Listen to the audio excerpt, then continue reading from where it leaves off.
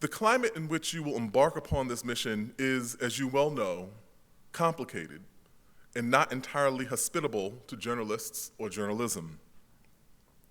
Our colleague Evan Gershkovich remains wrongly imprisoned in Russia, along with more than 300 other journalists around the world who have been detained because of their work. The pressures upon the business models of the news remain unabated, and we have seen even digital startups native to the internet struggle to generate revenue. We continue to grapple with dwindling public trust and the proliferation of disinformation on digital and social media platforms.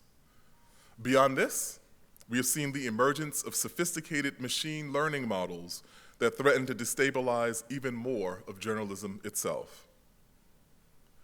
We are grappling with bigger philosophical questions about the way that we do our work, the meaning and role of objectivity in news reporting, questions that we have considered in our classrooms, but which you all must answer for yourselves each day as you go about the work of journalism. This may all sound like a downer as a graduation speech, but if you've learned anything about me over the course of the past year, it's that I believe context is important. And on that note, there are hopeful developments as well. Many of you established contacts during our career fair that are already generating internships, fellowships, and full-time employment offers. Our list of award recipients continue to attest to the caliber of our graduates, and I anticipate seeing many of your thesis projects reach publication in the coming year. Professionally, we are seeing positive developments, particularly in the area of nonprofit newsrooms. These reporting platforms, which are diversely organized and tackle news reporting in single subject focus like The Trace, which examines gun violence, or the Marshall Project, which covers criminal justice, or in geographical regions like the Texas Tribune and the Baltimore Banner, philanthropy has increasingly stepped up to fill the gaps in news deserts across the nation.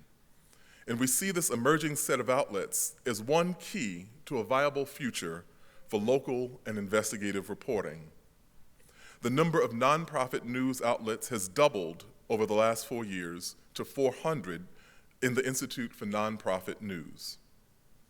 At the same time, we recognize that the economics of reporting remain challenging.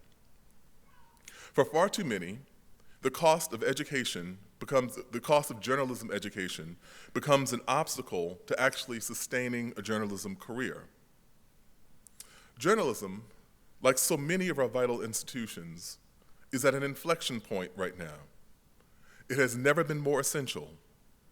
Like many teachers and social workers, as well as lawyers and doctors working in underserved communities, journalism students pursue a commitment to the public good. Among our many responsibilities as an institution is to do as much as we can to ensure that this public good remains viable.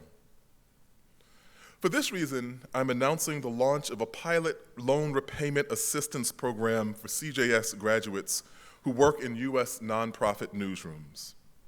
This program will be the first of its kind for a journalism school and will both help alleviate the burden of debt for our students and seed growing newsrooms with top-tier talent from Columbia Journalism School. Alumni who are employed in nonprofit news will have the opportunity to apply for a loan repayment beginning August 1st, 2023.